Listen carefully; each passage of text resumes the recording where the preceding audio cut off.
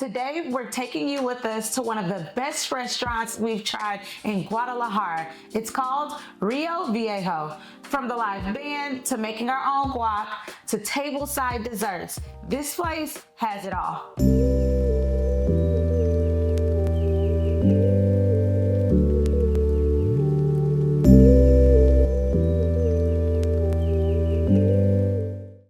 What up, family? Welcome back to the best of both worlds. I'm Travoy. And I'm Danny. And here we like to share what it's like to live in both Mexico and in the US and giving you the best parts of both.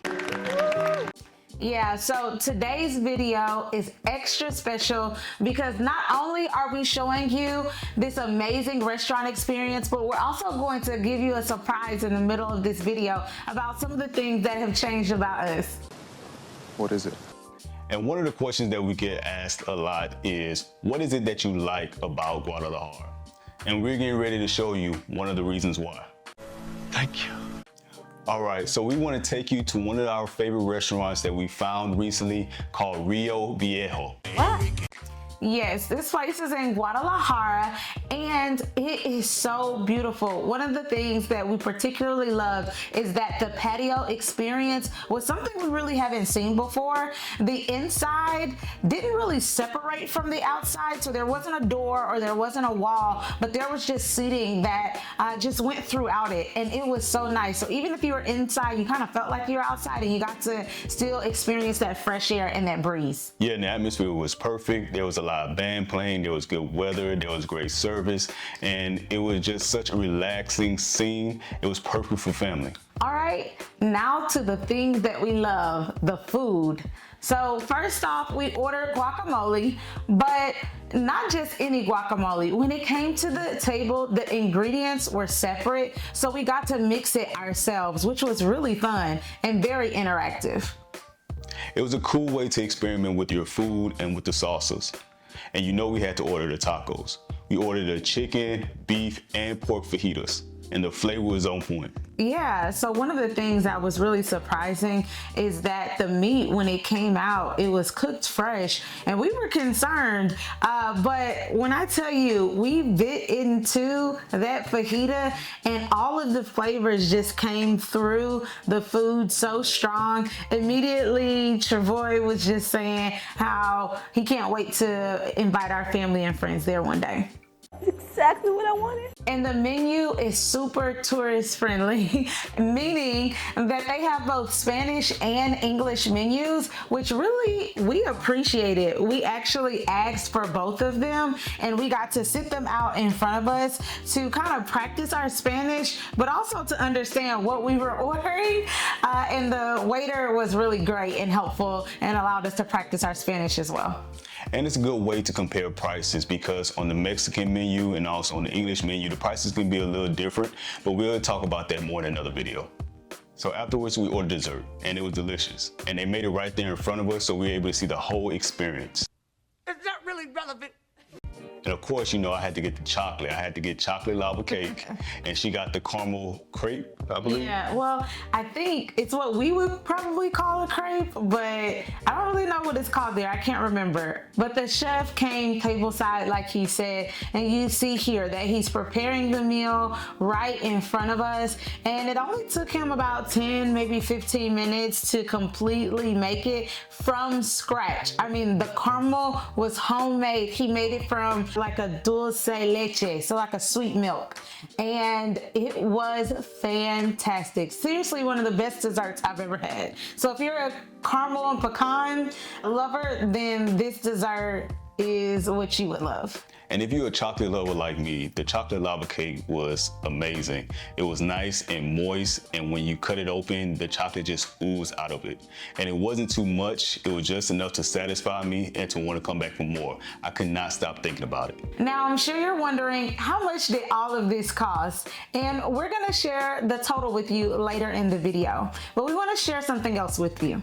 Now, if you know a little bit about us, you know that I've been vegan for about 9 years in the US. Seriously? For sure, and I've been mostly plant-based. I like to call it veganish. What the heck does that mean? Because I eat seafood, but it's not pescatarian because I don't do dairy and I don't do eggs. I'm also gluten-free, and I've been that for years. Wow. Okay. Yeah, and for me, it was more of a choice and not something that was mandatory because I don't have any allergies, so to speak. But I just want to have longevity. I want to be here for my family, my friends, and knowing what type of chemicals was in our food, it motivated me to make the choice to eat healthier. And so that's why I decided to go vegan. That actually makes so much sense. And for me, I was forced, y'all. I did not want to be plant-based at all.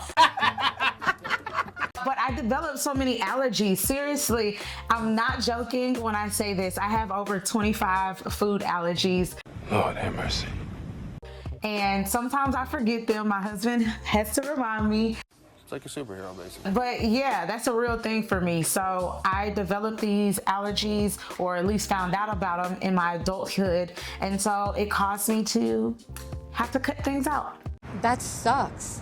The question that we get asked often is, how do we maintain our diet when we travel to Mexico? Exactly. And the answer is simple. We kind of don't. Right. So especially here in Guadalajara, we love that we can eat more freely. We love that the food here is made fresh. And surprisingly, my body doesn't respond the same way in Mexico that it does in the States. So I can eat a lot more foods, and I really love that. Oh my gosh, yes. We really believe that the food in Mexico is a little bit fresher. It has less processed chemicals and it's more natural. So you get natural fruits, vegetables, and even meat, and you can really taste the difference. We just listen to our bodies and allow that to govern how we eat, which is why we can enjoy fun places like Rio Viejo that has amazing pork and steak tacos. Now let's get back to the topic of how much it costs. It shocked us. Okay, so for everything we had, that means the appetizers, the tacos or fajitas, the dessert, the drinks, and the live entertainment with them making the dessert at the table, it came out to a total of 1,200 pesos. Okay. So in USD, that's $70, about $70. That's crazy. Yeah, that even included tips. So now, was that the price that you were expecting? Was it more or less than what you thought? Because we believe that living abroad looks different for everyone. So we're curious to know your thoughts. In Houston, that could have cost us around $150, $175 easily. Yeah. That's with tip, that's with the table side dessert, that's with everything. Yeah. So for us, it was worth it. Exactly. So we want to know, what would a meal like this cost in your city, in your town? Let us know in the comments below. Eating healthier was one of our main factors to why we decided to move to Mexico. But it definitely made it better when we can find something that was flavorful, appetizing, and a full great experience. Yeah, so if you've ever traveled to Mexico, we want to hear from you and to know, did you notice a difference in your body and the way that it responded? Did the food taste different to you? And if so, we want to hear your story. And if you have any restaurant recommendations, please drop them below so that we can try them out and leave a review. Yeah, so don't forget to subscribe, like, and share. Be sure to hit that notification bell so you can be the first to know when we drop the next video. And as always, thanks for tuning in to the best of both worlds. See you next time. Ciao. Adios.